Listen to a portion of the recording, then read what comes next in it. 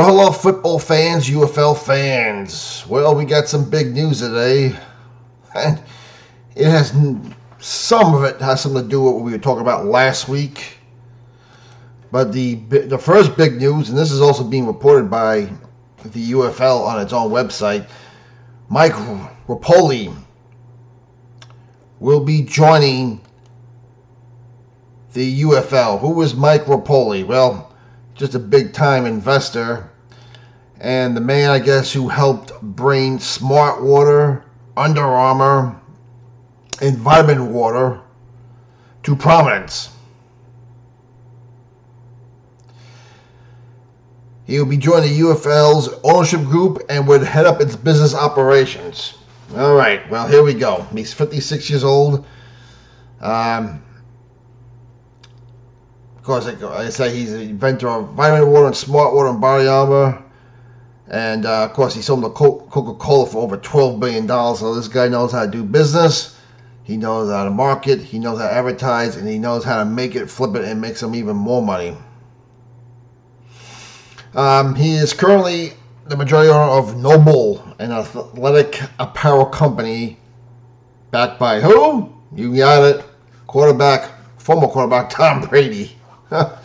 Oh, as the plot thickens, you might as well just call the UFL as the world turns for the community who follows this stuff.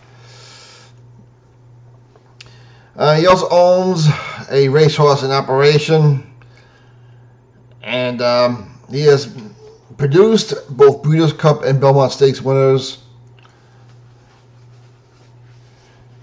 So this man, he knows what he's doing. Hopefully he can market this league better because, let's face it, it cannot get any worse. I'm hoping it can't get any worse. Now you ask yourself, why on earth would he want to join this?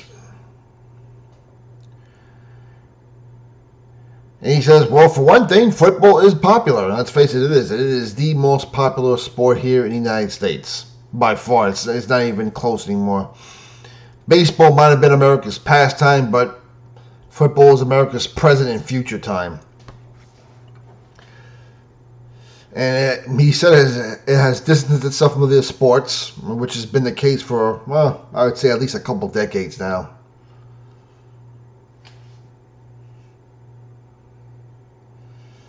And let's face it, media has a big thing to do with that. He says of the 100 top sports shows, football has 85 of them. Which is why I'm hoping they bring back the UFL today on ESPN. You think we would have our own show like we did a couple of years ago? Hint, hint. And he was saying other obvious things about how even in the off season, NFL events like the scouting combine, the NFL draft, which you all know has become a spectacle now. I remember years ago it was held in a mid-sized room in Manhattan. Then it went to the Radio City Music Hall in Manhattan.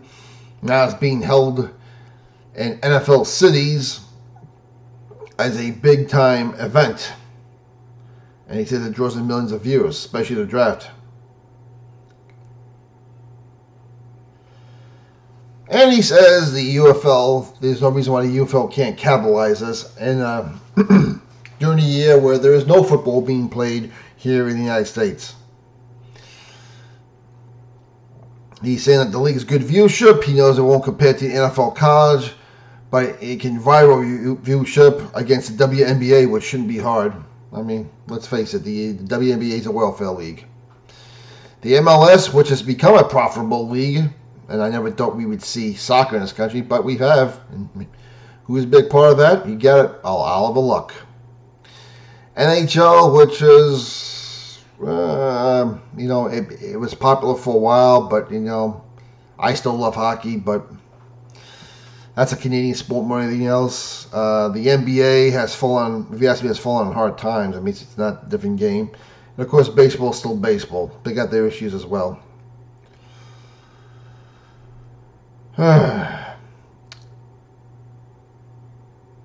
And Repole says, for a league that's struggling, it has done very well with TV ratings.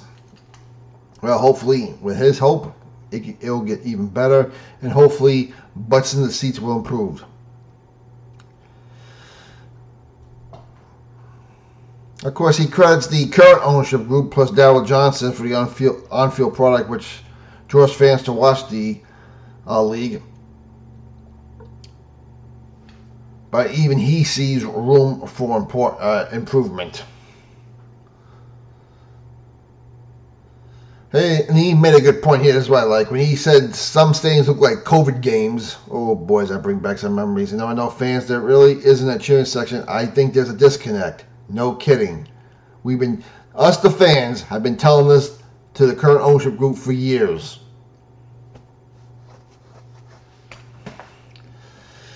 He says that the attendance is one of the factors that excites him about joining the EFL. He already started assessing ways to improve that, from potential franchise relocations to venue changes.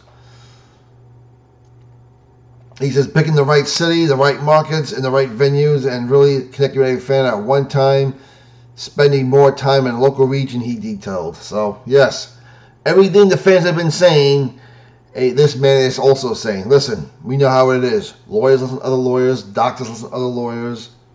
Well, billionaires will listen to other billionaires. He says that they are still going to figure out how to improve the league next year. So this is big.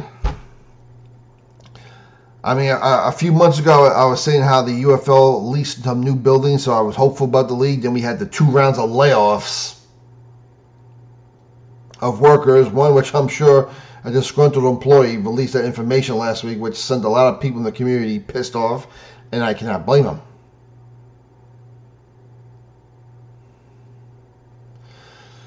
But it seems like there was truth to those rumors, because an hour after we found out about Mike Repole joining the UFL, it seems like we have an official relocation. And that is Columbus, Ohio, and that's going to be part of the 2026 season, and most likely I think we're going to be at 8 teams again this year. So I'm asking myself, how many times can we reset the reset button and expect people to keep coming back? And apparently, I'm sure Repole had his hand in this, because he says, we're excited about the Columbus market. We know how good Ohio State is and how big football is in Columbus and in Ohio in general. We're excited about the local business in Columbus and the fan base. So, hey, here we go.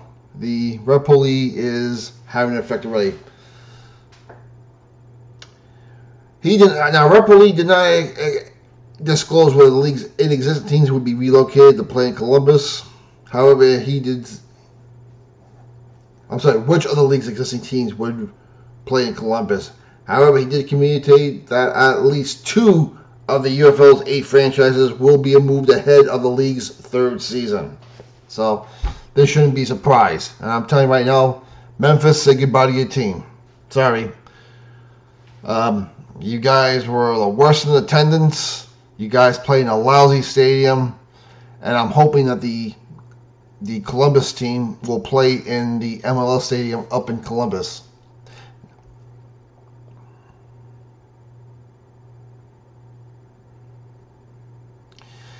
And he's saying within the next 30 days, it could be up to 4 teams being relocated, which doesn't make me feel good right there.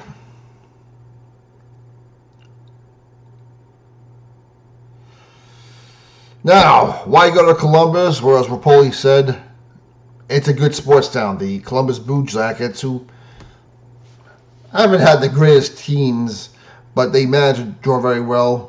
Major League Soccer's Columbus Crew has done strong there. And, of course, Ohio State football, you have almost 100,000 seat stadium there, so football is big there. And, listen, hopefully they will get the MLS stadium.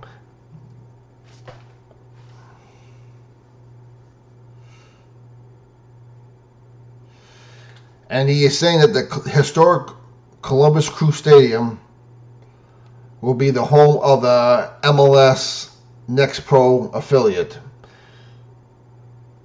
By a capacity of just under 20,000. And listen, something like that would help big time with the in-stadium experience. I'll give you an example, Audi Field. I knew that was a winner from day one when I found out in 2020 that was going to be a good spot.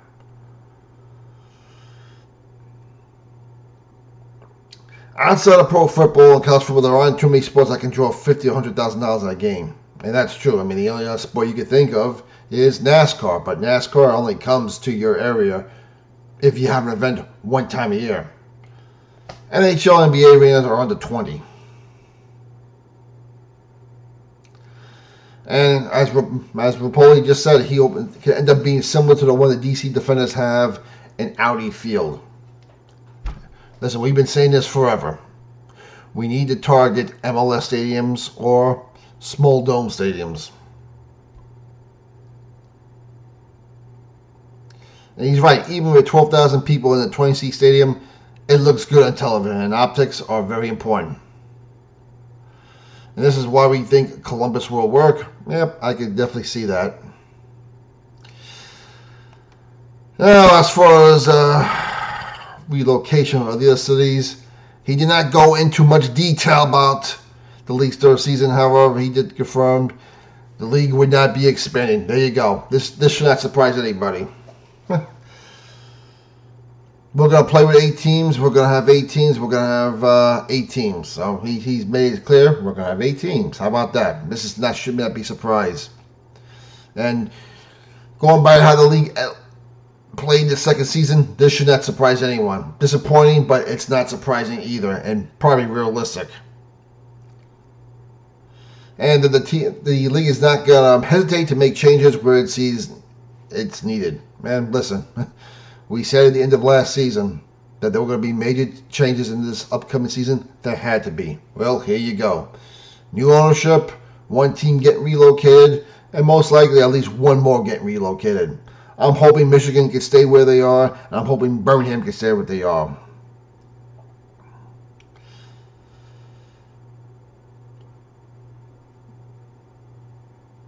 And he says that 31 cities filed an application for a potential UFL team. And obviously Columbus was one of them, and the other 30 have yet to be identified. Well, if they do make another relocation, we're going to find a few more, and you can bet those cities are also on the expansion list. When they say I guess it looks like they want to, by 2028, they want to expand to 10. And maybe by 2032, expand to 16. Who knows? But that is your latest news right now from the UFL.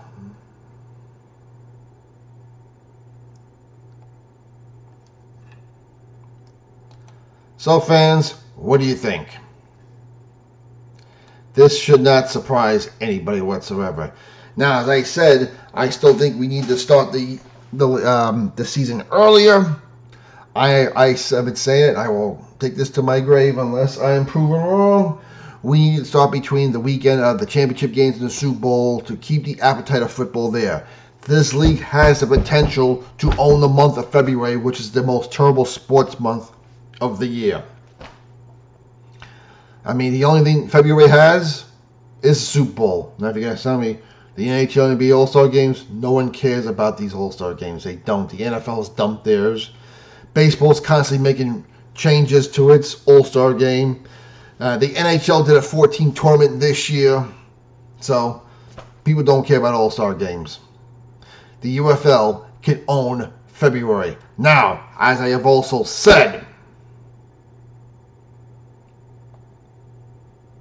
depending where these teams goes is also going to depend when we start the year.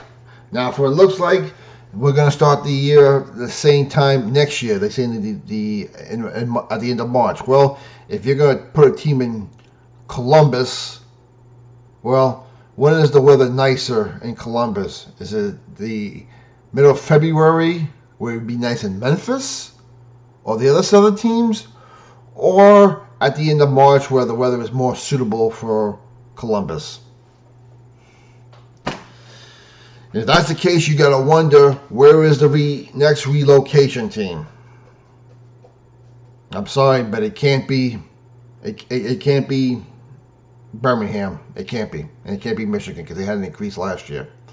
So the only option left is Houston, which I hate because the merger ruined the identity of that city and that franchise.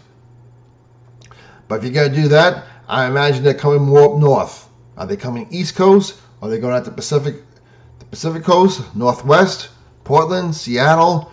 Who knows?